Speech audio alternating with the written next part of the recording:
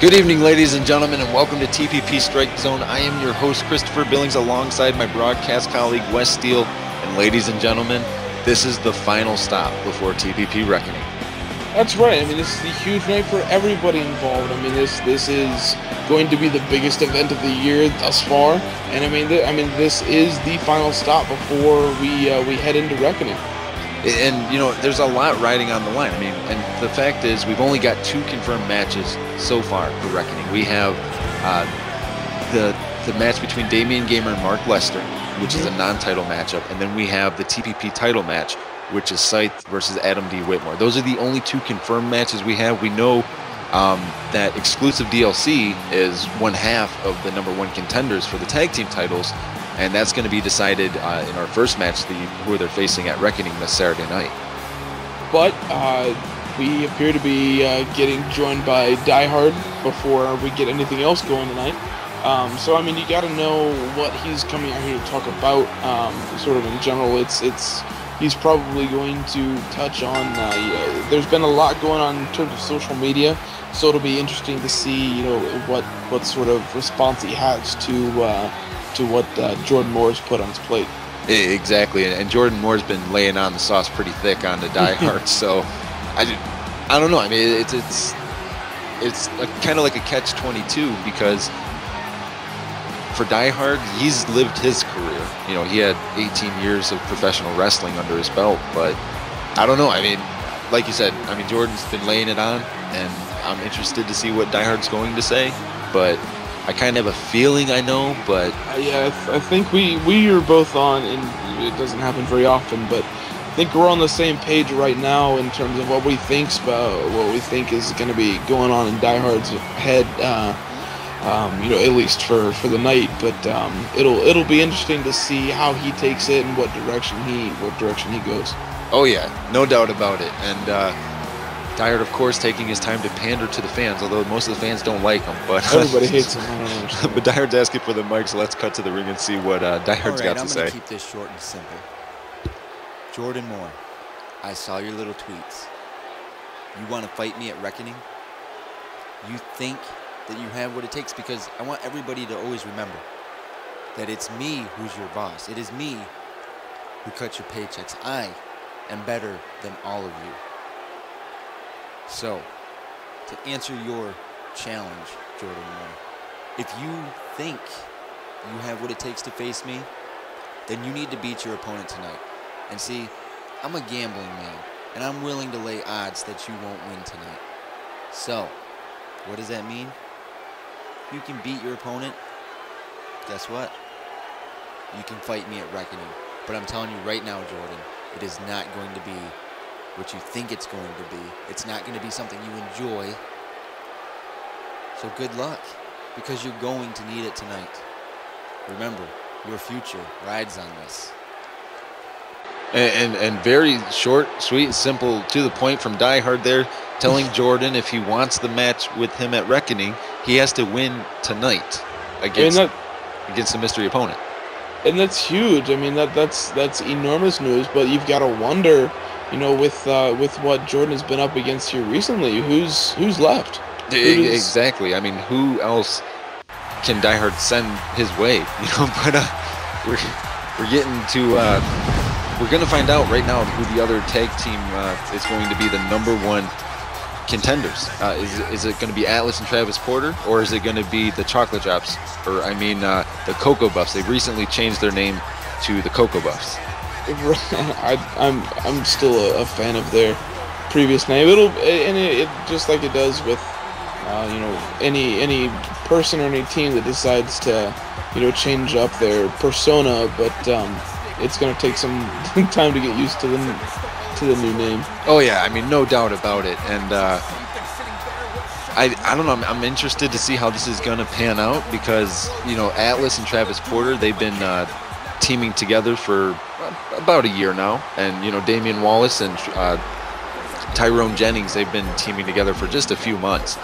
But you know, the Cocoa Buffs, it's going to be hard to get used to calling them that, but the Cocoa Buffs, you know, Damian Wallace has kind of been on a roll since the relaunch. I mean, he's not exactly winning all of his matches, but on the relaunch on Frontline, you know, he beat Travis Porter via a chair from the assist with Tyrone Jennings. But regardless, they still won, or he still won that match. And so, you know, that's got to leave a sour taste in Travis Porter's mouth.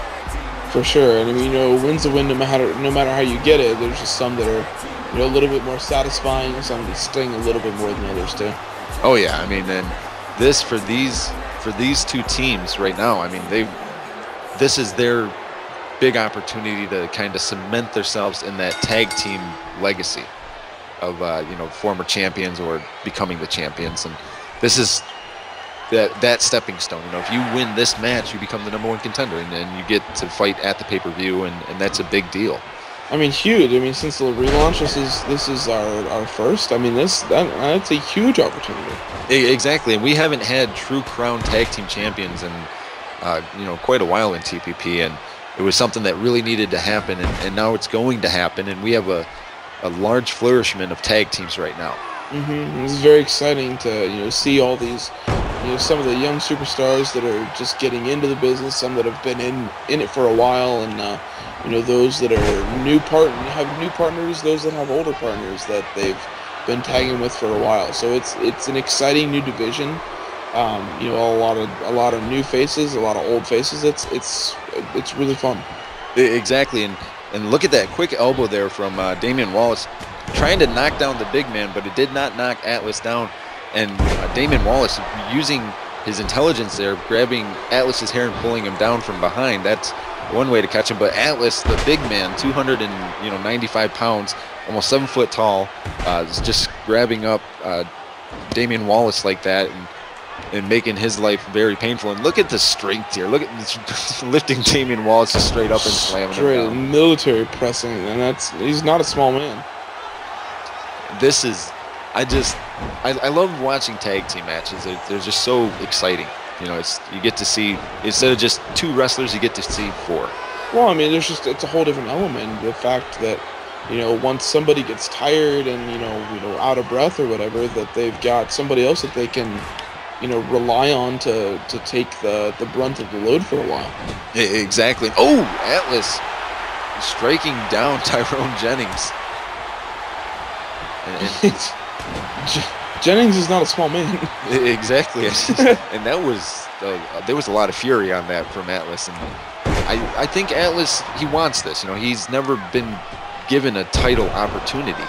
Right. You know, and I think it's because he's kind of stuck himself into the tag team division. But like you said, you know, Travis Porter is a close personal friend of his, and they're like David and Goliath as a team. You know, you got Travis Porter, who's I think 180 pounds, and then you got Atlas, who's 295. So, you know, they're total polar opposites.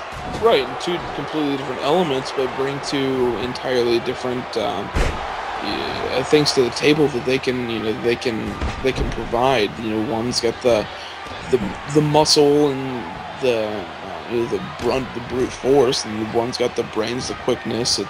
It's a really interesting combination. Exactly, and right now though, Tyrone Jennings is just asserting his strength. You know, and I would kill to see Atlas and Jennings just go at it. We don't get lucky enough to see the 2 big guys go at it. It's usually 1 big guy and 1 little guy, but almost always, or the 2 little guys for a little bit. And it's really quick, you know, fast-paced stuff going back and forth, which is fun. But I want to see the big brawlers and bruisers get in there and smack each other up for a while. Exactly. I just want to see what it would. I'm almost wondering if the ring would collapse because, you know, I mean, Tyrone Jennings is 280 plus. You know, Atlas is 295. That's, you know, over 500 pounds between the 2 of them. It's a lot of man. It's like a Hershey Kiss man. And oh my gosh.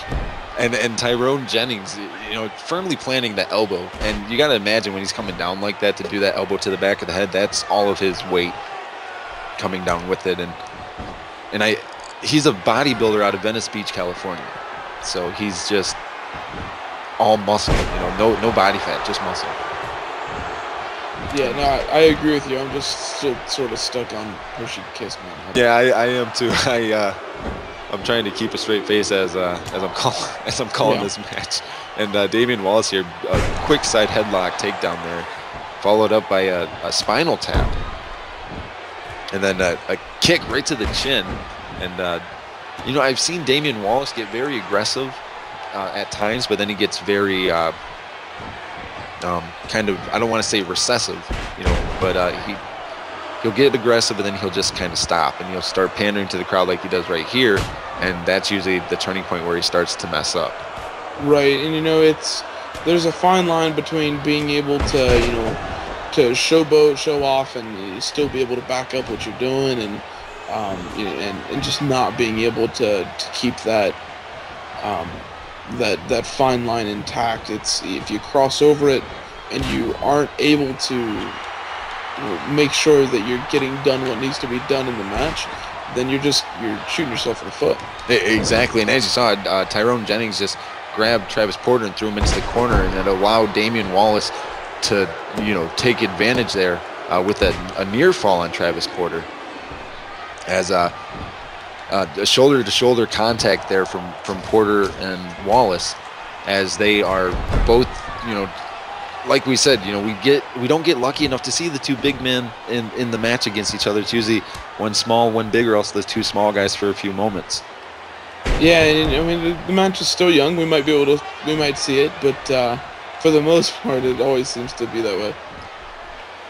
And it's just like when you see Atlas like grab a hold of his opponent, he just physically demeans his opponent to the point where there's basically nothing left. I mean, look at Atlas, just he's towering over Damian Wallace there, and a 295-pound knee drop across the throat, that's not going to do you any favors. No, it is not. And Atlas just taking his time here, you know, and it's a wise move for Atlas. You know, he makes it so that he doesn't get himself too winded, you know, because these bigger guys, they don't have the kind of endurance that the stamina that the little guys have. They just they exert all for a little while and then they need to step out of the ring. And again, that's the beauty of the tag team division, is you get that whole entire different element, the different aspect of the fact that you can have a big guy in there and go super hard for, you know, just a short amount of time to deal all of that damage and make that much of an impact. And then, you know, when he's, you know, out of time, out of room, out of gas, he can just tag himself out and somebody else can keep working on him for a while. It's tag team is, I think, a really highly underrated division in a lot of federations and stuff like that. Oh, I definitely agree. I mean, the tag team competitors get overlooked a lot. I mean, and sometimes there's the teams that have really great chemistry. Sometimes there's the teams that have one person that's got the really good ring work, and the other person's just kind of like the hired gun or the big muscle. And then a lot of people make that connection with the chocolate drops or the Cocoa Buffs, you know, because Damian Wallace is kind of like the guy that's got the kind of good ring work to it. You know, he's had some good opportunities throughout time. And Tyrone Jennings would kind of be like that hired gun, because he gets in there and he just cleans house. Right, and I mean that's one thing I guess they need to take advantage of, is when you've got so often when we see the big guys and the little guys going at it, if you can take control and, you know, really own one of the competitors, regardless of who it is. Oh my God, we get to see the big men getting in. Travis Porter lunge for that tag, and oh wow, Tyrone bit the dust there from Atlas. Just dropped him. And here we go. We got the big men here. Oh, wait a second. Atlas. We haven't seen this in a long time. It's a half Nelson into a backbreaker. Ooh. That's 280 pounds. He just lifted it into the cover. 1, 2, and almost a 3 count. And this is what we were waiting for. And that's what I was going to say. If you can keep control of one guy, regardless of who it is, the big guy or the little guy, you know, really own him, keep him in your corner, get those fast tags in and out. That's really what wins the matches. It doesn't matter who the competitors are. You could have Jordan Moore and Die Hard on the same side, you know, arguably two of the best ever. And, you know, if you can isolate one of them, really take control of the match, it doesn't matter who you're fighting against. You know, you're going to win every time. Exactly. And Atlas just leveled Tyrone Jennings with that big boot, and Damian Wallace sensed, you know, that Tyrone was in danger, jumped in the ring there and broke the pin. As Atlas here he's having his way though, and Atlas has a little bit more experience than Tyrone Jennings. And oh my God, Atlas gonna toss the big man halfway across the ring, and that's what I'm talking about. I love seeing the big guys go at it. So much strength there. Just the strength and the power, the athletic ability that you see from these athletes. It's just incredible. Exactly, and look at this Atlas with the snapmare, and then Porter with the kick right to the face, and that tag team chemistry going for the cover here. 1, 2, and a 2 count as again Wallace gets in the ring to break it up. And for Tyrone Jennings, I think at this point he needs to get Wallace back into the ring. He does. He just needs to get out of there, even if it's him rolling to the outside for a little bit. But here we see the tag. He definitely needs to get out of there. This is a very smart move on his part. Exactly, and a miscalculation there by Damian Wallace, but able to capitalize with that knee to the spine. That'll definitely help them in the long run. Ooh, and a standing head kick there from Damian Wallace.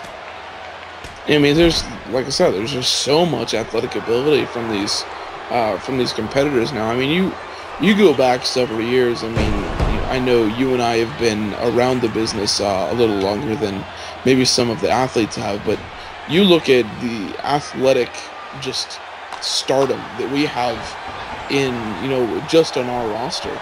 It's incredible. Exactly, and how the times have changed, throughout the past 4 years. I mean, 4 years ago we were still seeing basic wrestling matches, and now we're seeing these spectacular feats perform, these 5-10 star matches that are happening, with people, and even in tag team matches we're seeing amazing performances from these wrestlers, and wrestlers are a lot smaller now than what they were. That's right, and I mean, there's both ways. They're just the powerhouses that they've gotten so much bigger, and the 1, 2, 3, and there was a kick from Damian Wallace there that it was like a Shining Wizard type kick. I mean, it was a quick ending. We weren't even on subject of it, but yeah, it was. Porter just ate a knee to the dome, and he was out. And so congratulations to the Cocoa Buffs. They're going to be competing for the Tag Team Championships at TPP Reckoning. So that's, for them, that's their big opportunity. That is. I mean, that's going to be, I mean, I love seeing them in the match. I'm still not used to the name, but they're great competitors. And just to wrap up what I was saying, it's great to see competitors like that, in the ring now. Exactly, and so earlier today, myself and Wes Steele were given a little bit of information about the Hardcore Championship, and we're going to actually talk about that in just a few moments. But right now on screen, you're seeing the Tag Team Championship match that's going to take place at TPP Reckoning this Saturday night at 8 p.m. Eastern. Exclusive DLC versus the Cocoa Buffs. Exclusive DLC has all kinds of support from the fans behind them. So, you got to believe they're the fan favorites going into it. But to touch back on what I was talking about, this Hardcore Championship match, Hanzo Oshihara, Carnage, and then a recent addition, like an hour ago, James Braden was added to the fold, and we have no idea why, because... Does anybody know why James was added to this match? I have no idea, because on Tuesday when we went over our memo of what was going to be on Reckoning, James Braden was not in this matchup. It was Hanzo Oshihara versus Carnage. And somehow James Braden got added to the fold. And so, I don't know, I guess it is what it is, but we don't know exactly why that happened. So that's the first I've heard of it. He's literally just not. I think you made that up. I didn't. It was in the memo on Tuesday. It was down at the bottom of the memo, and I don't read that stuff. That's well, switching gears here. This is a non-title matchup, but this is the first time that you get to see Nick Virtue. Yes, Nick Virtue is a huge commodity. The fact that TPP was able to sign him, I mean, that's huge. I can't stress that enough. And it was great when we got him, back in 2011 for a couple of appearances, right. But there was nothing long term. But then, when we were in the at the TPP facility, and he came in and he had that contract in his hand, and then when he walked in with you, and I was like, what's going on here? And it had you signed as the witness, and I was like, what? No way. Yes. And so we get to see Lance Owens versus Nick Virtue tonight, and so I'm excited about that. We got to see Ryan Cavallari debut last episode, and Ryan Cavallari doesn't seem too impressed with Nick Virtue right now, but I'm loving this. I'm loving everything about it. We got Nick Virtue, we got Ryan Cavallari, we've got Jordan Moore, we've got Jerry Graham, we've got all these great TPP superstars, and now we can officially say that Nick Virtue is TPP and has his official TPP debut right here tonight, and I get to call the match. This is awesome. Well, his technical debut was on Frontline, but on Strike Zone. Yeah. Why are you killing my buzz? I don't understand. Yeah, his Strike Zone debut, and you get to be a part of it. That's right. Just quit killing my. You take everything I love away from me, Billington. And I love the fact that the fans really do get behind Nick Virtue. I love that, because this young man, he's been jerked around his entire career, and you've been following Nick Virtue since his past days in AOW. Yes. And as you know, he's the one guy that's been wrestling for the past 4 years that has never held a major championship. Very true. And with a victory here tonight, and moving forward, maybe that puts him right in the hunt for a major title. I would love to see Nick Virtue TPP champion sometime in the future. That would be great. It would be awesome. So we've got Nick Virtue, Lance Owens, and Owens, the steel chin of TPP. Mm-hmm. That's the running joke backstage. Everybody calls him the steel chin of TPP. He's gonna have a steel chin to avoid that super kick from Nick Virtue tonight.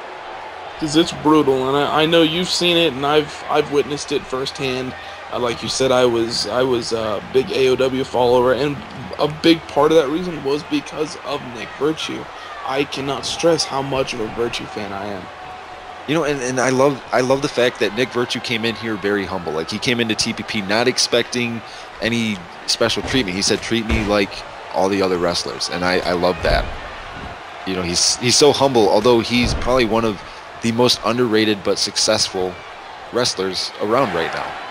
He's the sleeper in the locker room. We're gonna get into the busy season. We're gonna get into going through all these pay-per-views and everything. I mean, we get past Reckoning. This guy right here is going to. You can mark my words. He will be the TPP champion before too long. I guarantee it. I completely agree, and the one thing and this is something that I hope Owens was doing. I hope he was watching some old footage. You got to be able to stop Nick Virtue from getting speed, getting on a roll, because if he does that, he starts getting fired up, and that's why his theme song is called "Light 'Em Up." Because he will light you up. He will turn your chest bright red. And you got to do what you can to stop Nick Virtue. You got to be able to stop that momentum shift, or you have to force a momentum shift. And right now, Lance Owens isn't looking so hot right now. I mean, Nick Virtue's keeping the pressure very quickly. It's because you've got to do it right out of the gate. Nick Virtue is so solid so early in the match. I mean, he doesn't need the extra time to get going, or everything is so calculated right from the get-go. It's like when he starts the match, it looks like they've been the two have been in the ring wrestling for 10, 15, 20 minutes already, just because he knows what your every move is going to be. He's such an intelligent guy that he takes that extra time to put into looking at your matches and watching everything that you've ever done, to know that when he gets into this match that he can be the best he can possibly be. Exactly, and I couldn't have said that any better myself, because that was the perfect definition of what Nick Virtue is. And Owens there, beautiful side headlock takedown, going for the cover. And for Owens is trying to get his big break in TPP. I mean, we all know that he loses a lot of matches, but he comes here with the sole intention of entertaining. That's what Owens does, and the fans are behind him whether he's winning or he's losing, which is great. I love that. I love that the fans truly do support him, even though he doesn't always have the best nights. Yeah, and I mean there's something to be said for that. It doesn't matter. I mean, I'm sure it does hit home once in a while, like if you've had a bad stretch, because they've all been there, but You know, the fact that you're wrestling for the pure love of wanting to wrestle, I mean, that says a lot about him as just his character. Exactly, and Nick Virtue barely missed that. He missed that drop kick as Owens kind of veered away from the leg, and so Nick Virtue kind of planted on the mat there, but he recovered very quickly, and that was a very impressive recovery for Virtue. And Virtue, beautiful fisherman suplex, but Lance Owens, 6'7" in height, tall and lanky. He's so tall that his legs were able to reach the ropes. So right. And here, as you see that body splash off the ropes, Owens into the cover 2, and a 2 count for Lance Owens. And that's impressive in itself. I mean, Owens is not getting overwhelmed by Nick Virtue right now. He's keeping a cool head, and that's very important for Lance Owens.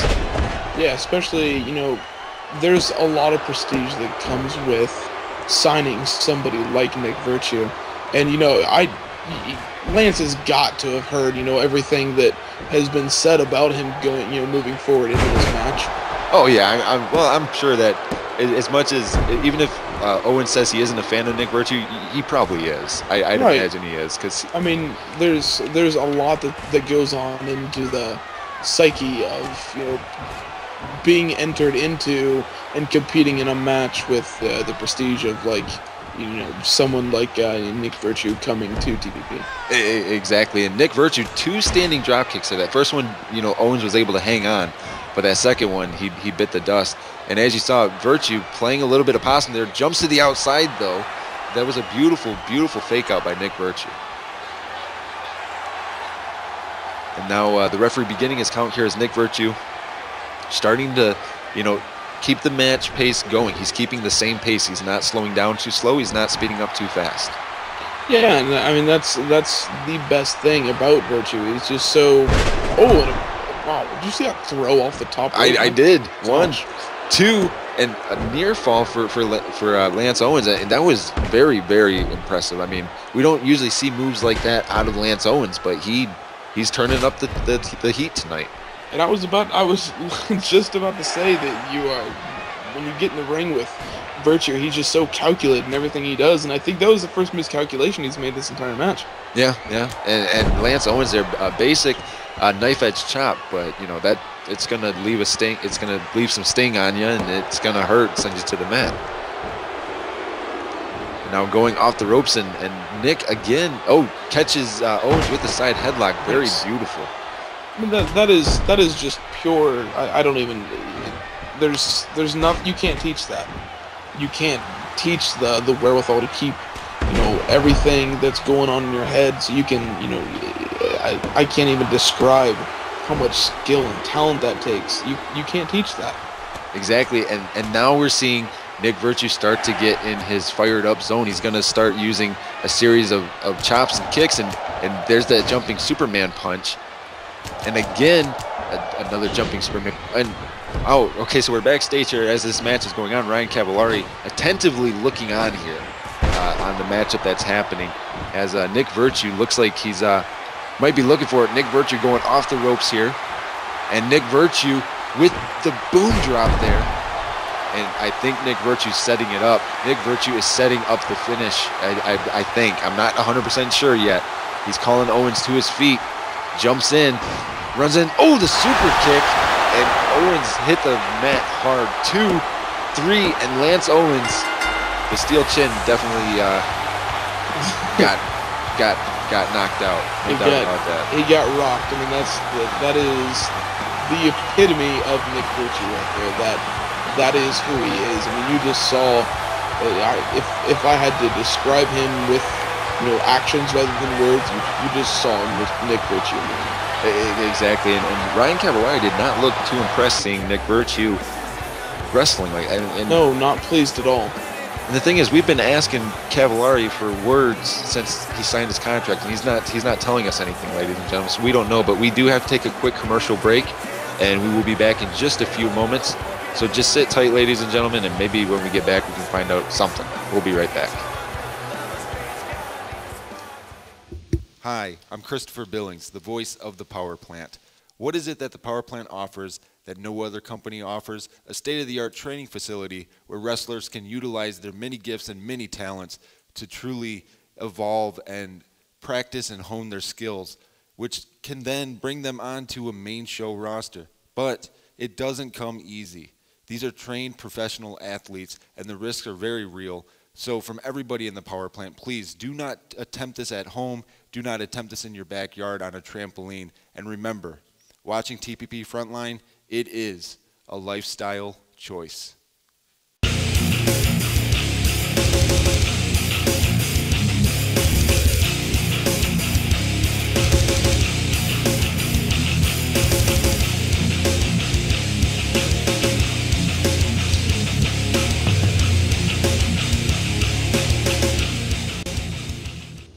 And we're back here, ladies and gentlemen. And unfortunately, Lance Sealy was unable to get any words from Ryan Cavallari during the break. We were hoping maybe we could find out something about it, but Ryan Cavallari just kind of walked off. So hopefully, maybe soon we'll find out what's on Ryan Cavallari's mind. But switching gears to what you're seeing on screen right now, this is the #1 contendership match for the Adrenaline Championship. This is the Zyler State Cross facing Sage. Now, the thing is, earlier this week, Die Hard named Victor Yosef as one of the #1 contenders and gave Victor Yosef the entire week off. Yeah, he's no reason why. Yeah, he's not had to do anything this week. He's not been at any required meetings. He hasn't had to compete. It's kind of like a free ride right now for Yosef, and you know, these competitors, these young guys are stuck with trying to duke it out tonight to see if they can even make it to the title match. Exactly. Yeah. That's the thing. Like, okay, they have Sage. Like, I'm just saying, if I was booking this match, I would have booked Sage for last night on Frontline. You know, give him at least 3 days to try to recuperate before the pay-per-view. I mean, now Sage is going to have less than 48 hours to get his body to a point where he will be able to compete, well at Reckoning this Saturday night. Right, and it's not even going to be right, and it's not even a comfort level at this point. So, I mean, and that goes for both of them. It's if Sage wins, then he's got X amount of time. If not, then it's just poorly planned out, and Yosef doesn't have to compete at all. I don't understand the logic behind it. I'm obviously not in charge, but well, I think we should be in charge because we're the commentators. Yeah, I mean, that would make more sense. We're the ones that sit out here. We're the ones that witness everything firsthand, and I think that'd make more sense. I definitely agree. You think we have a shot there? I think so. I think we should talk to Melinda about it. I'm in. Let's do it. And as you saw, there was that modified arm drag. I've never seen anything like that. He whipped him into the far rope and bounced off the other rope and did that jumping arm drag there. And for Zyler State Cross, he's only had, I think, 2 televised matches on TPP. And so this is his 3rd televised match. And I believe, correct me if I'm wrong, the first one on Strike Zone?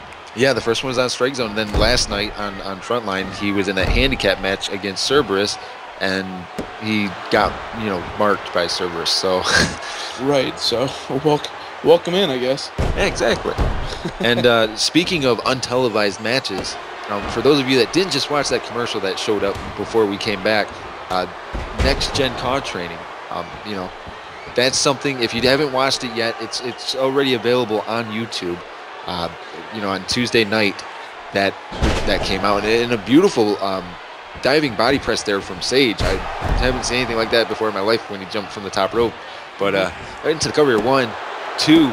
But as I was saying, Next Gen COD Training, that gives you an additional avenue to see wrestlers like Zyler State Cross and Sage, especially if they're not booked on Frontline or Strike Zone. You get to see them perform on Next Gen COD Training, as well as some of the young developmental talents that we're working with as well.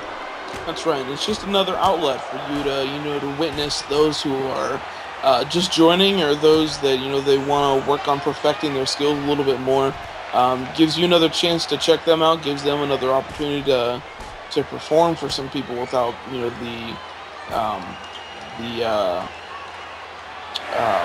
don't know. I guess I'm looking for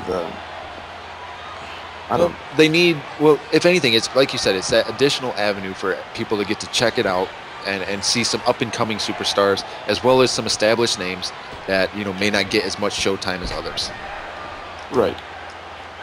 And Sage was actually on not this past Tuesdays, but the Tuesday before that didn't go onto YouTube, and he had an amazing match with Kyle Baitema, and he picked up the win against Kyle Baitema, and it was phenomenal. It was great seeing it. I wish we would have been doing that as a live event, because it was just amazing. Well, how many times have I told you how much of a fan I am of Sage? He's a great competitor. I love watching him in the ring. I've followed him since he debuted in the ring, not necessarily here, but in the Indies. He's a great competitor. I'm so glad that we signed him. Exactly, and believe it or not, ladies and gentlemen, I didn't know who signed Sage until after you came back. Because see, West Steel has been taking all my thunder and signing all the cool guys, while I have to go and deal with all the old TPP guys that were really mean. I'm the one that has to go and deal with those guys because they know who I am. Well, and being able to come back and share some of the experiences that I had out there, and being able to prove to Melinda that these are great competitors. They deserve to have that TV time and the ability to perform and show and prove that they deserve to be here. I mean, it's awesome. It's great to see them. I can say this though, the tryout tapes that you supply are very well put together. I can definitely say that it's a lot better than mine. I usually just record and then just send it in. You took the time and made edits so that it wasn't all the bunky, horrible stuff. You made sure to show all the good stuff to make Melinda really want to sign that dotted line. So, well, Billings, that's because I'm good at my job. And Sage into the cover too, and I'm impressed by this matchup so far. We're not trying to intentionally ignore it or anything. We're watching the match. It's just we have a lot of stuff to get through, and we only have a limited time on Strike Zone and on Frontline to say whatever has to be said. So it's not that we try to ignore the competitors as they compete or anything like that, because we watch very attentively. Very attentively. Most of us anyway. Exactly. And I'm a big fan of Sage too. Like, I remember when I saw his tryout tape, I didn't even know who submitted it in, but I was just like, man, this looks really, really good. And Sage has a very unique skill set, and unfortunately he doesn't get to utilize the whole set in TPP, because we do have certain guidelines that TPP wrestlers have to follow, and he's very respectful of that. And it's just because with the indie circuit, they don't have the certain strict safety requirements and whatnot that we put in place here, and there's nothing wrong with it. It's just that's a part of who Sage is. He is that extreme, high flying, go to that next level kind of guy, and it does take an element of his game away when he can't put that all into use. But he's still a great competitor without it. Exactly. I'm just waiting for the time where we see, like a hardcore themed event. I mean, I think then we'll really see Sage come into his own again, and I think that would be great to see. And Sage, another 2 count on Xyler State Cross, and right now Sage is really showing Xyler State Cross, how to really work a match, And for Xyler State Cross, he's trying to figure something out as a way to beat Sage, because for Xyler State Cross, this is like an amazing opportunity. I don't know if this was Die Hard's way of trying to, maybe, because from what I understand, Die Hard may not be the biggest fan of Sage, and so maybe he's kind of like, hey, I don't really like this guy, so I'm gonna put him in a match that I think he should lose. And it might be, but with the youth that you still see in St. Cross, he just, like you said, he's not looking for a way to try to out wrestle Sage. He's looking for a way to keep him down. He's just trying to beat him. He's not trying to really look for the longevity in terms of what can I do. Oh, wait a second, Sage from behind there. Oh my gosh, that zigzag going for the cover here out of nowhere. 2, 3, and Sage almost getting counted out. I mean, the referee was up to an 8 count, and he jumped back up to his feet, sprinted to the ring. I think Sage was playing possum.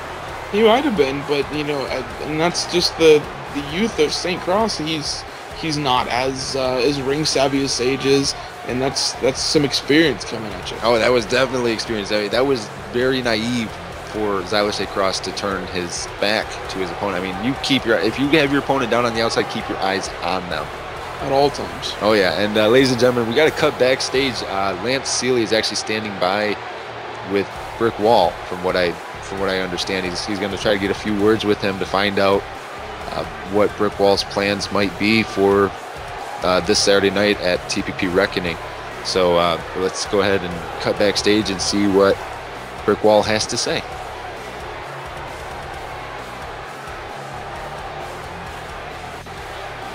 Okay, so apparently they aren't going to send us backstage yet. But it is confirmed now that TPP Adrenaline Championship, Sage versus Victor Yosef. That's going to be the match number 2 between those two. Because the last time we saw Sage and Victor Yosef, you and I saw Sage get that pile driver done to him outside of the ring. Yes, that was brutal. That was very, very brutal. So hopefully for Sage, it's a little bit better this time around. But now they're telling me we're gonna go ahead and cut backstage, and so Lance Seeley is standing by with Brick Wall for his thoughts on what he's gonna do this Saturday night at TPP Reckoning. So let's go ahead and cut backstage and see what Brick Wall has to say. Lance Seeley here with Brick Wall, and Brick Wall, I've got a question for you that everybody wants to know. You're facing Bryson this Saturday night. So, what are your plans? Oh, that's Bryson. Oh, Bryson with the clubbing blow. Brick Wall. Oh! Just. Oh my gosh. Brick Wall just knocked Bryson out cold. Thanks for coming, Bryson. Bryson tried to get the jump, and he got rocked. Like stone cold rocked. Paid the price for trying to jump Brick Wall in the back. That was a poor decision. That was great. That is the comic relief we needed on Strike Zone tonight. I love it. I think the comic relief is every time you speak, Billings. Oh, well, thank you, West Steel. So, so Adam D. Whitmore, the other #1 contender for the TPP Championship, he's got a match tonight, which I do not agree with. I don't agree with this at all. Die Hard, came up to me this morning and said that Adam D. Whitmore was facing James Braden. And this is what makes no sense. Why so close to Reckoning? I mean, we're literally we're less than 48 hours. We're 46 hours away from Reckoning. And Adam D. Whitmore has to fight against James Braden, 280 plus pounds. And we know how careless James Braden can be in the ring. Both you and I know that. For sure, and I mean, in one token, it does keep you fresh, but at the same time, competing that close to a title match is never a good idea. Exactly, and with James Braden, that if Dyer's having him come out now, that James Braden's got some type of plan. He's got something is going on in the TCO machine. They're thinking of something, and I don't know. I hope that Adam D. Whitmore can end this as quick as he possibly can. Just take James Braden out quick, hit him in the knees, and then drop him with the time shift, and take him out. That's what I'm going for tonight. That's what I'm hoping happens. Yeah, and I mean, best case scenario, that would be what happens. But I mean, time will tell. We'll see very soon if it happens. Oh yeah. I mean, we're just a few moments now from this match beginning, and man, I don't agree with Whitmore having to fight so close to the pay-per-view, like you said. Plus, with the recent addition of James Braden getting added to that hardcore title match, I mean I don't know. It sounds a little screwy from Dyard, but Whitmore here showing his in-ring ability. Beautiful side headlock takedown there, going for a quick cover, trying to make James Braden exasperate some energy, and this is where Whitmore excels, is using that in-ring psychology, using basic wrestling maneuvers like that to get the advantage. And again, Whitmore with that side headlock takedown, and now with that cross arm breaker going right to work on the arms, trying to take out the strength of the big man.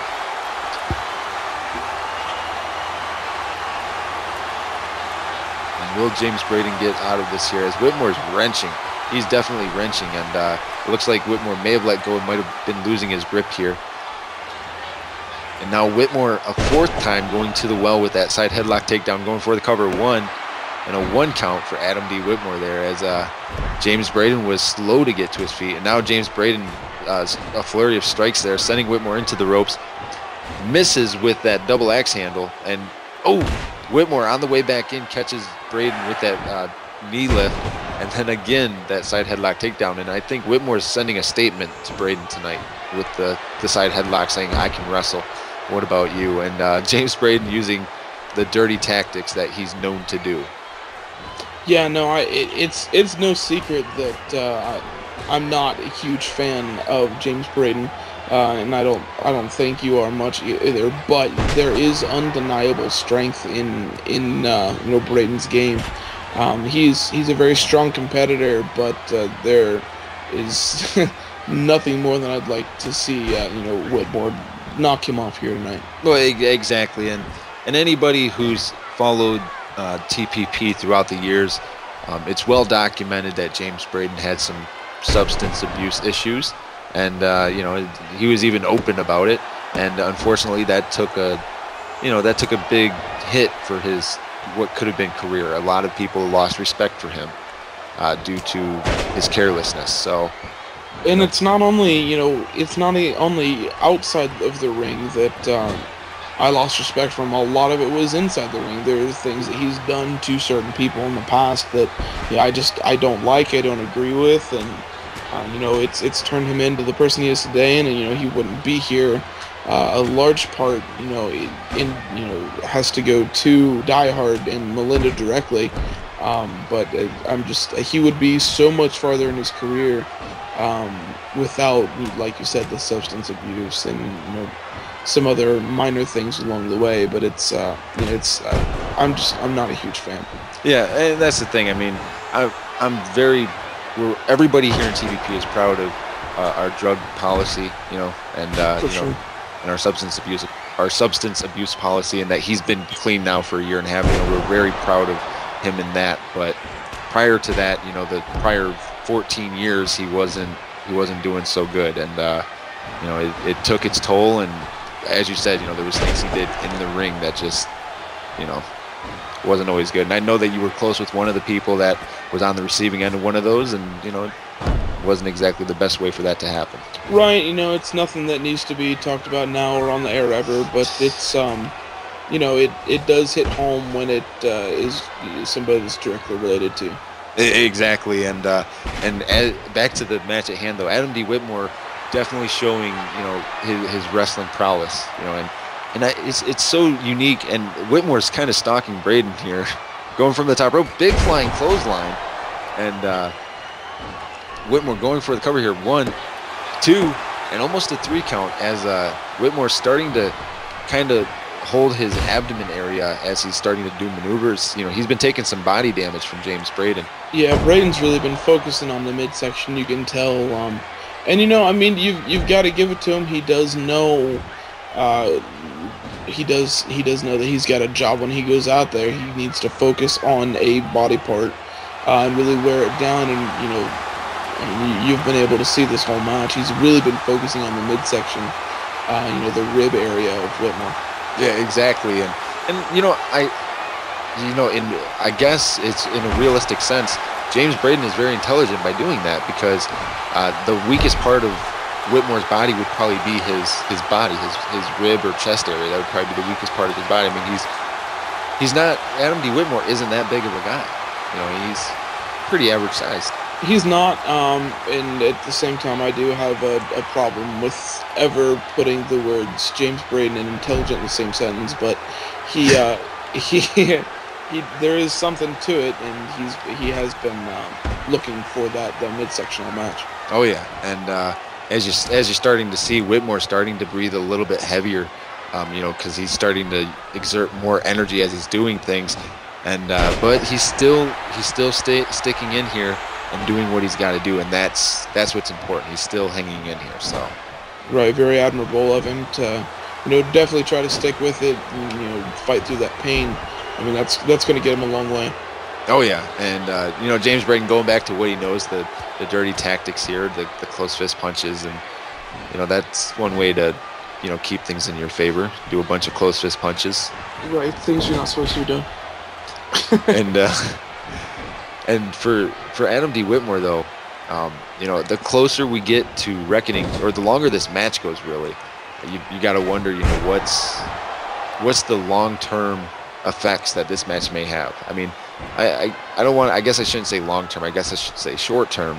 Because I would consider that short-term within 48 hours. But yeah. So I mean, you got to think of the effects of having this match with James Braden, because James Braden hits really hard.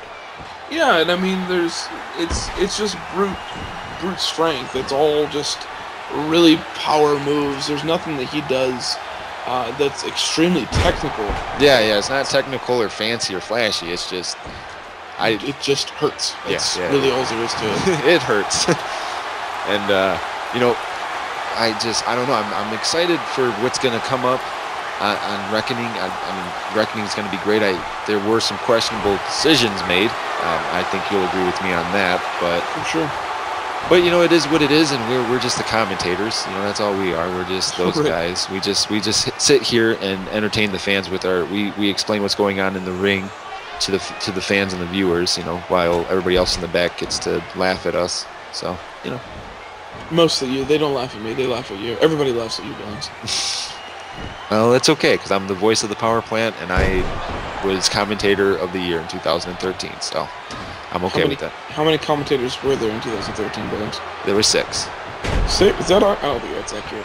There was 6. There was 6 on. There was 6 on that ballot, and I was one of the 6. And I won. Oh, James Braden with the flapjack there, followed up by a knee lift. And now, I mean, that flapjack, you saw Adam D. Whitmore go chest first right into the mat, and he went from a long ways up. Yeah, and throwing him into that turnbuckle, that's right back to that midsection, and the punch is straight to the abdomen, and then one to the face. I mean, he's not wasting any time. He knows what he's out here to do. I mean, this is just. I mean, it's hardball. He's just playing hardball. Oh yeah, I mean, these are Braden's marching orders, for sure. And so Whitmore's got to end this quick. Then Whitmore's got to put Braden away, because, like I was saying, the longer this match goes, the more of an opportunity James has to cause damage, and I don't want to see anything like that happen. So, especially this close to a title opportunity, then this is going to be the biggest match of Whitmore's career. Yeah, in his very, very young wrestling career.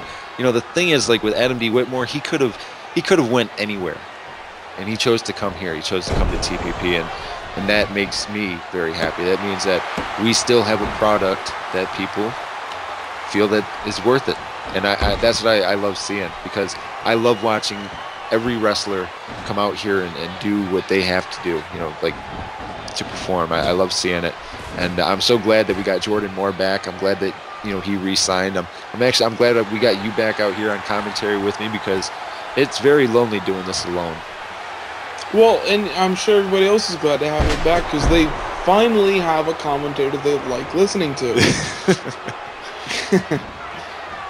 And then I'm glad that things all worked out for the better. And I mean, this is, like you said, this is a product that is growing. People still like and love to watch it. Whether you love or you hate the people involved, you still you have to give the respect to the people that to everyone involved, because this isn't an easy feat by any means to keep a show like this going. Exactly, and even with the quadrupled workload, and Whitmore here looking for the time shift and that suplex into that double knee back, that just looks so painful. And it does. I don't ever want to feel it though. So I would love to. I think it would be awesome to watch it done to you. No, it would not be awesome. And Adam D. Whitmore picks up the win. But as I was saying, the additional workload, especially this week, if you haven't had a chance yet, like I said, go watch NGCT. That's up on YouTube. That aired on Tuesday. I got an interview with Die Hard that went up on Monday. Frontline was last night. Tonight is Strike Zone. Tomorrow is TPP Fallout, and then we have Reckoning. That's all coming up. or Reckoning's coming up, on Saturday night.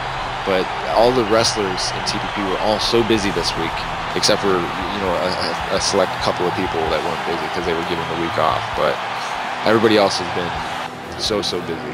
And, it's an exciting week. Exactly, it's very exciting. Me and you have gotten to shake lots of hands with a lot of people this week. Lots, yep. Very, very fun. And so, ladies and gentlemen, we do got to take our final commercial break of the evening because our main event is up next, and that's Jordan Moore facing a mystery partner. So we will be, or a mystery opponent. We will be right back, ladies and gentlemen. Hi, I'm Die Hard, the CEO of the power plant. What is evolution? Evolution is the process of change, development, and growth. TPP Frontline is change, development, and growth. And whether you want to believe that or not, it does not matter. Because ultimately, TPP Frontline is a lifestyle choice. Get up, get up, get up, faithless. Get up, get up, get up, get up.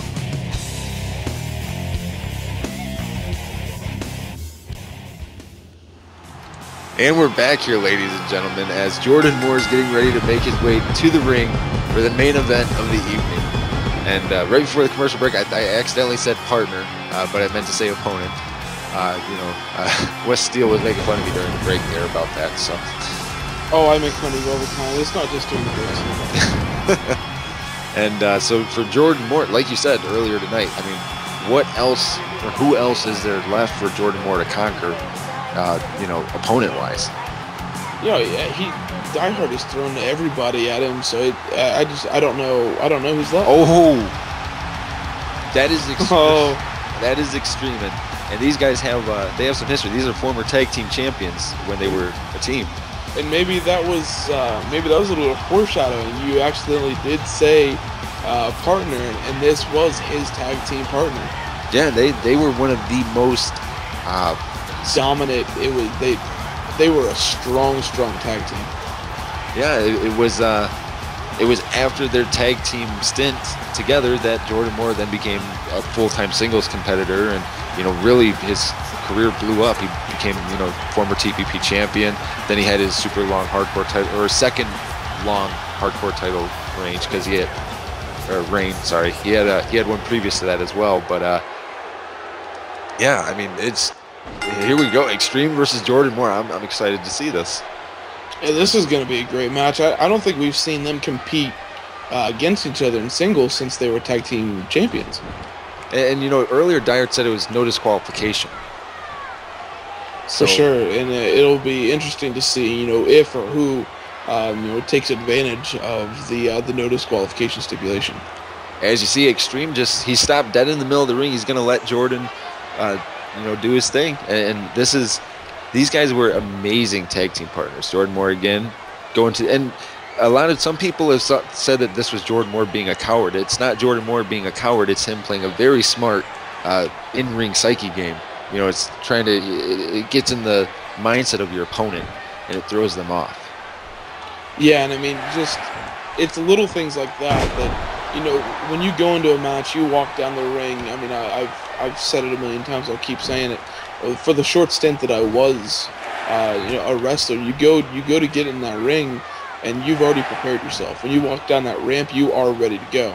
So when you get in the ring and your opponent starts jumping out and not really facing you, you sort of, it throws you off. It gets you off your game, and that's exactly what he's trying to achieve. Exactly, and it worked, from the beginning there. I think he did get into the mind of Extreme and kind of threw Extreme off for a loop, and a beautiful release German suplex there from Jordan Moore. As Extreme went for a big right hand, but Jordan Moore, with that leg sweep to take out the legs, and that's that MMA training. Yeah, Jordan has gone through a lot of MMA training. That's what he actually got started in. It wasn't until he was actually training in one of his mixed martial arts gyms that Die Hard found him almost 10 years ago. Yeah, exactly. And this is the biggest difference between Jordan Moore and Extreme is the strength difference. You know, Extreme was the powerhouse of the team, but Jordan Moore was the speed and the brains and the technical side of it. Extreme was he's just raw power. I mean, he's fast, but he's just raw power. I mean, he could probably, you know, if he needed to, he could probably wrestle 3 people at the same time if he could just rely on strength. But he would need the mindset of Jordan Moore to truly be successful in that match. Yeah, pound for pound, one of the strongest people that's ever, in my mind, stepped in a TPP ring. And not to take anything away from Extreme, he's a very intelligent individual, but you know, Jordan in that tag team was sort of the mastermind behind, you know, everything that went down, which is why what made them so successful is there was so much respect between each of them, you know, professionally and, you know, on a friendship basis, that you know, they trusted each other enough that you know, whatever Jordan said, you know, in terms of if he would call something for the match, that Extreme would go along with it because there was that respect. Exactly, and you know, honestly, I think that even if you were to ask Extreme, you know, who was the mastermind of their team, I think he'd say Jordan, you know, because like you said, you know, they're still friends, you know, and so this is unique to see. I mean, I knew that Extreme was signed, but it's, from what I understood, it was just a part-time temporary contract. I didn't realize it was going to be for more than just a couple of appearances. So yeah, I do think there's a level of professional respect still with them. You know, I know Extreme was still here when Jordan left on both of his stints, the most recent one more notably going back to Japan, but you know, there has to be, and I'm assuming, I mean, I obviously don't know because I didn't know this match was coming up, otherwise I would have, you know, asked one or both of them about it. You know, if they are still friends, if they do still communicate on a regular basis, I would assume so. They were really close. I mean, you know that they were really close when they were tagged. I mean, they were pretty much buddy all the time, you know, backstage. So I mean, they were. I'm assuming that they're probably still friends. I mean, like you said though, I mean, time could separate them. So you know, it is what it is. But yeah, I mean, you know, moving back into the match, there's been a lot of back and forth. You know, Jordan, you just saw that drop kick to the knees and this big leg drop. I mean, that's vintage Jordan right there. You know, the good thing for both of them about this match is they both have each other scouted so well because they were together so long. Yeah, exactly. And there's this certain level of this matchup is so clean so far. You know, it's just like I haven't seen, you know, they're being very, you know, and Jordan's being very calculating in what he's doing. He's thinking, you know, ahead of himself, so he knows what he's doing and where Extreme is going to be. And that is what separates Jordan Moore from so many other wrestlers, because a lot of wrestlers will start getting careless when it starts getting later in the match, but Jordan Moore knows what he wants to do and how he wants to do it. And more importantly, when he wants it done. I mean, there are certain things that you want to accomplish during a match, but you don't want to throw it to him up front. You know, you want to make sure you show him a little bit of what you can do. You don't want to show him your whole hand. You want to. It's important to save some of that, because you know, between a match of this caliber between Jordan Moore and Extreme, it's not going to end in the first 3 or 4 or 5 minutes. This is going the distance. Exactly, and I'm loving the pace of this matchup. It's just got such a nice smooth pacing to it. Like you said, there's so much back and forth here. I mean, you know, Jordan will get some offense, and then Extreme will get some offense, and just back and forth, and Extreme in the cover 1, 2, and I think that was the first 2 count that Extreme has gotten on Jordan Moore. Yeah, and that does say something about both of them. It's because they do have all of that history together. They do know so much about each other. They know what to expect up to a point. Exactly, and Jordan Moore, you know, like we were saying, you know, he's being very careful with what he's doing, and the same can be said for Extreme. I mean, they're both being very, very careful in this matchup, and I think that this shows a level of maturity, you know, compared to. I'm not saying we have anybody that's careless in TPP, but it just shows a level of maturity that they're able to make the difference between being reckless in the ring, and like a calculated attack like that from Jordan Moore. Did you see how he bounced off the far rope, then bounced off it again, and then ran up at Extreme? He added two times as much momentum to it. That was completely well thought out on part of Jordan Moore. And like you said, there's that that extra level of maturity. I mean, and like you said, not to call anyone at all immature, but it's just there's so much that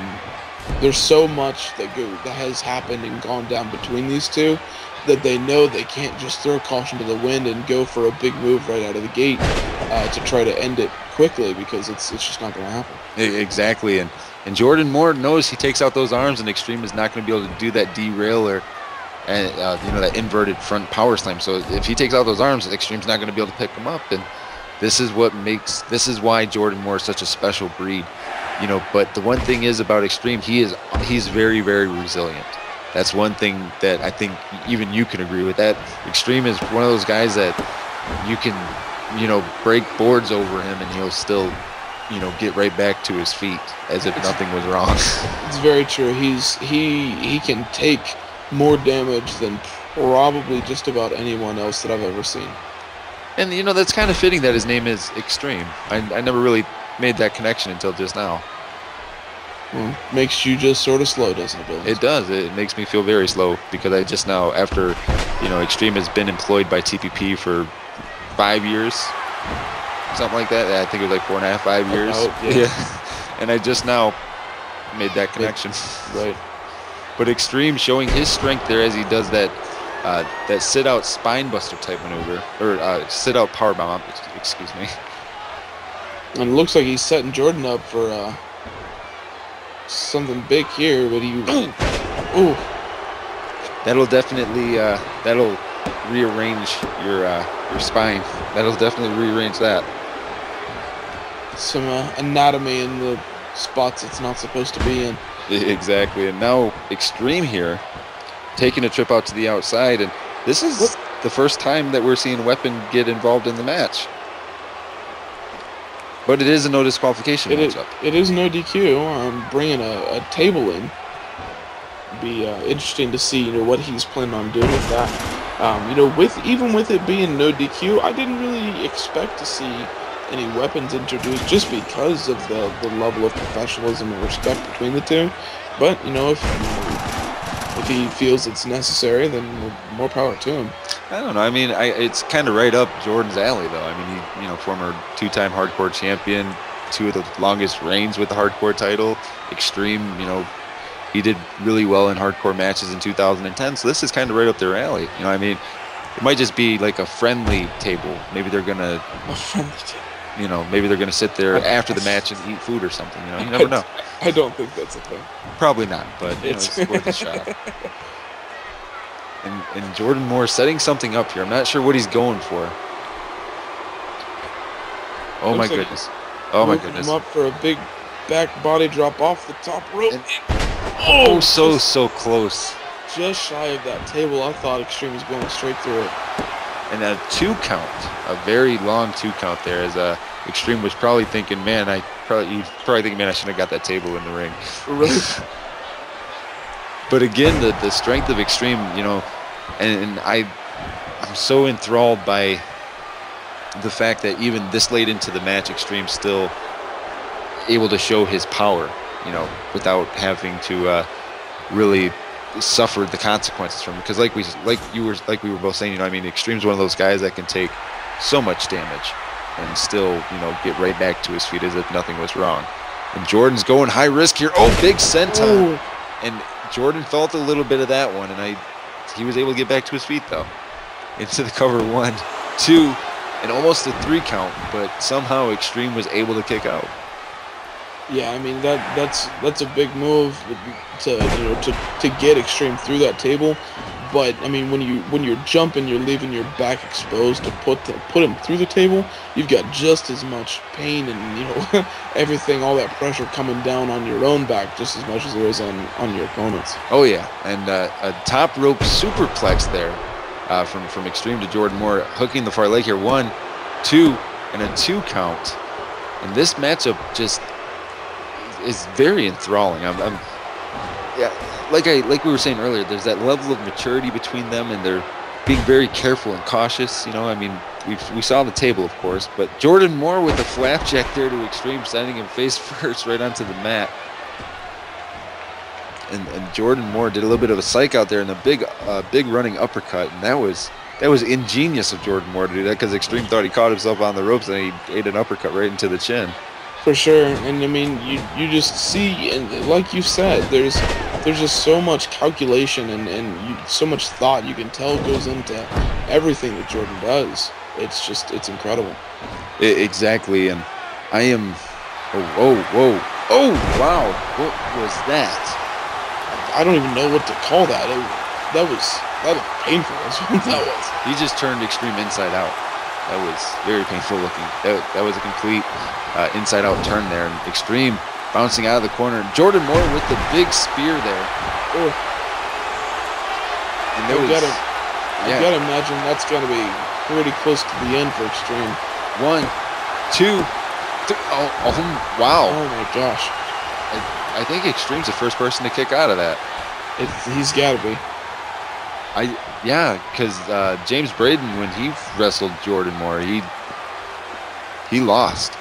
And Jordan Moore right out here in front of us, you know, with that front flipping senton to the outside from the inside of the ring.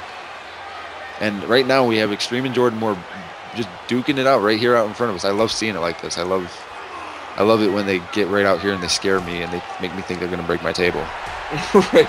And it's so exciting to see these guys, you know, fight each other for the first time ever. I know. And it was a surprise. I mean, this is a pay-per-view caliber match, and we're getting to see it right here on Strike Zone. Exactly. You guys get to see it all free of charge. Free of charge, right?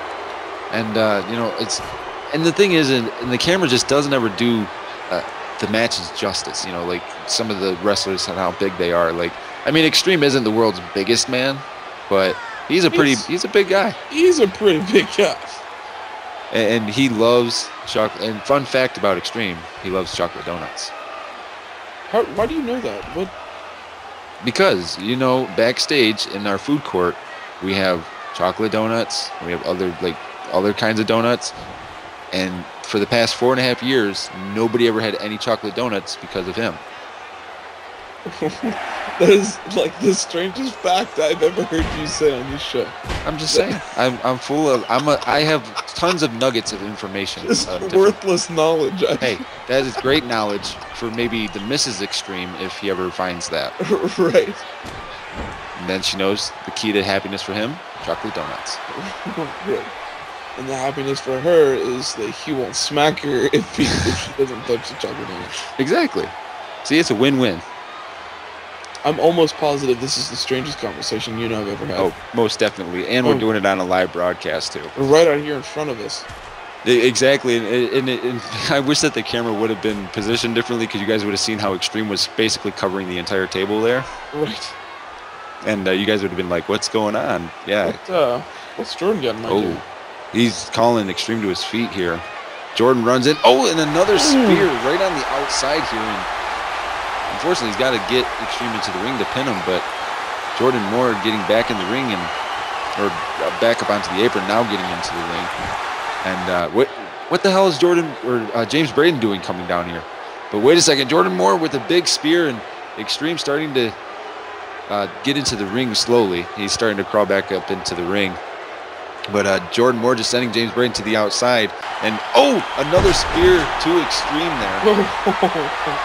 Going for the cover here. 1, 2, 3, and Jordan Moore picking up the win. And now Jordan Moore's calling for a microphone here. So let's see what he's got to say. As soon as they hand him a working microphone. All right, I'm gonna keep this short and sweet. When I came back about a month ago, I told everyone my exact intentions. I'm not here to make friends, I'm not here to put a smile on anyone's face, and I'm not here by any means for the money. I came back to shut you up. You've thrown your best at me, and they can't even come close, and I understand it's because you're scared, and you should be.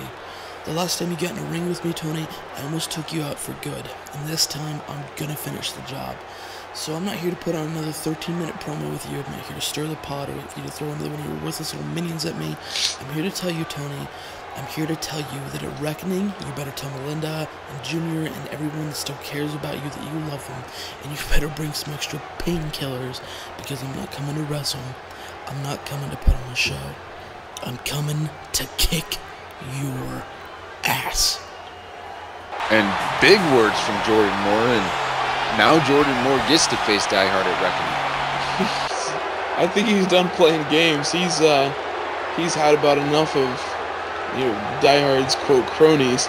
So this is going to be an incredible week leading up to this being the final stop before Reckoning. I'm so excited to see this. Exactly, and ladies and gentlemen, we are out of time for tonight. I'm Christopher Billings. And I am Wes Steele. And we will see you guys at Reckoning.